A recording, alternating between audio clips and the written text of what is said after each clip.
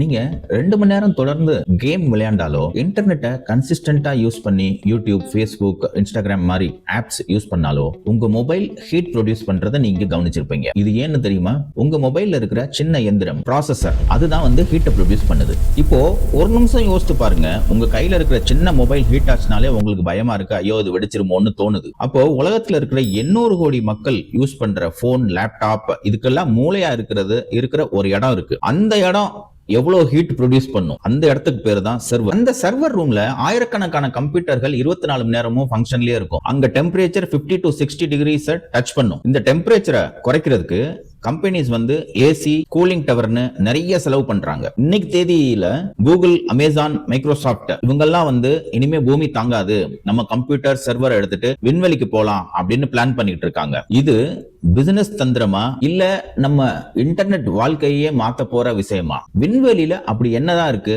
அதைத்தான் இந்த வீடியோல டிஸ்கஸ் பண்ண போறோம். முதல்ல சர்வர்னா என்னன்னு நிறைய பேருக்கு குழப்பமாவே இருக்கும். ஃபார் எக்ஸாம்பிள், வாட்ஸ்அப்ல நீங்க ஹாய்னு ஒரு மெசேஜ் உங்க ஃப்ரெண்டுக்கு அனுப்புறீங்க. நீங்க சென்ட் பட்டனை அனுப்புன உடனே அந்த மெசேஜ் உங்க ஃப்ரெண்டுக்கு ரீச் ஆகாது. ஃபர்ஸ்ட் பக்கத்துல இருக்கிற டவருக்கு போகும். அந்த டவர்ல இருந்து கேபிள் வழியா கடல் பாதையை தாண்டி அமெரிக்கால எங்கேயோ இருக்கிற ஒரு டேட்டா சென்டருக்கு போகும் அந்த மெசேஜ். டேட்டா சென்டர்ங்கிறது பில்டிங் தான். அந்த பில்டிங்ல ஆயிரக்கணக்கான கம்ப்யூட்டர்கள் அடுக்கி வச்சிருப்பாங்க. அதுக்கு பேர் தான் சர்வர். இப்போ சர்வர் அந்த மெசேஜை செக் பண்ணி ஓகேன்னு அப்ரூவல் கொடுத்ததுக்கு அப்புறம் தான் உங்க ஃப்ரெண்டுக்கு அந்த மெசேஜ் ரீச் ஆகும். இதெல்லாம் கண்ணிமைக்கும் நேரத்துல நடக்கிறது, ஃபிராக்ஷன் ஆஃப் செகண்ட்ஸ்ல நடக்கிறது. அப்ப யோசிச்சு பாருங்க, நீங்க அனுப்புற ஒவ்வொரு மெசேஜ், நீங்க பாக்குற ரீல்ஸ், நீங்க போடுற லைக்ஸ், அனுப்புற இமெயில்ஸ், இது எல்லாமே எங்கேயோ இருக்கிற ஒரு சர்வர் மூலமா தான் நம்மளுக்கு வந்தடையும். இதுதான் இன்டர்நெட்டோட இதயம். சரி, இதனால பூமிக்கு என்ன பிரச்சனை? ஏன் விண்வெளிக்கு போகணும்? இங்கதான் ஹீட்டுங்கிற வில்லன் உள்ள வர்றான். நம்ம வீட்டுல கண்டினியூஸா 10 நிமிஷம் மிக்சியை யூஸ் பண்ணாலே அது அவ்வளவு ஹீட் ப்ரொடியூஸ் பண்ணும். அதை ஸ்டாப் பண்ணிட்டு அதுக்கப்புறம் தான் யூஸ் பண்ண ஆரம்பிப்பாங்க.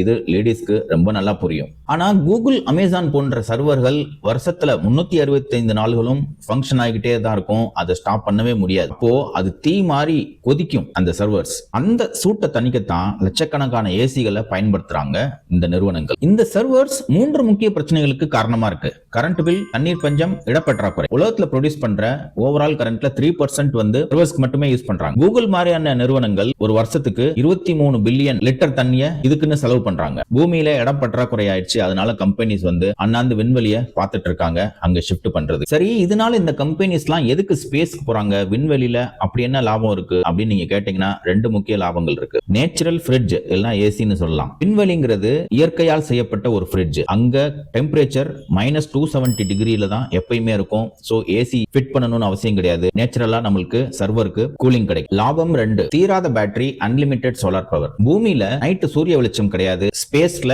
இரவே கிடையாது. 24 மணி நேரமும் சூரியன் ஹீட்டை ப்ரொடியூஸ் பண்ணிட்டே இருக்கும், தகதகன்னு எரிஞ்சுக்கிட்டே இருக்கும். சோ சோலார் பேனலை ஃபிட் பண்ணிட்டோம் அப்படின்னா அது மூலமா நம்ம எனர்ஜி ஜெனரேட் பண்ணி சர்வர்ஸை ரன் பண்ணிக்கலாம். ஏசி ப்ராப்ளம் கிடையாது, ஆட்டோமேட்டிக்கா நம்மளுக்கு கூலிங்கா இருக்கும். இப்போ உங்களுக்கு ஒரு பெரிய டவுட் வரும். ஒரு பக்கம் சூரியன் சுட்டரிக்குது, அது மூலமா சோலார் பேனலை வச்சு பவர் ஜெனரேட் பண்ணலாம்னு சொல்றீங்க. இன்னொரு பக்கம் -270 டிகிரில இருக்கும் டெம்பரேச்சர், அதனால இது ஒரு ஓபன் ஃப்ரிட்ஜ் மாதிரின்னு சொல்றீங்க. ரெண்டுமே முரணா இருக்கு அப்படின்னு நீங்க கேட்டீங்கன்னா அதுதான் விண்வெளியோட மேஜிக். பூமியில காற்று இருக்கு, விண்வெளியில காற்று கிடையாது, வேக்யூம், வெற்றிடம் தான் இருக்கு. இந்த ஒரு வித்தியாசம் தான் எல்லாத்தையுமே மாத்துது. பூமிக்கு சூரிய வெளிச்சம் வரும்போது காற்று வழியா ஊடுருவி வருது. முதல்ல சூரிய வெளிச்சம் காற்று மேல பட்டு காற்று சூடாகி நகர்ந்து நம்ம மேல படுது. சுருக்கமா சொல்லணும் அப்படின்னா காற்று தான் சூரிய வெப்பத்தை கடத்தி நம்மளுக்கு கொண்டு வருது. விண்வெளியில காற்று இல்லாததுனால சூரிய ஒளியை கடத்தி எடுத்துட்டு போற சப்போர்ட் சிஸ்டம் அங்க கிடையாது. அதனால சூரிய ஒளி எது மேல படுதோ அந்த பொருள் மட்டும்தான் ஹீட் ஆகும். இதைத்தான் நம்ம சயின்டிஸ்டுகள் ரொம்ப கிளவரா யூஸ் பண்ணிக்கிறாங்க. For example,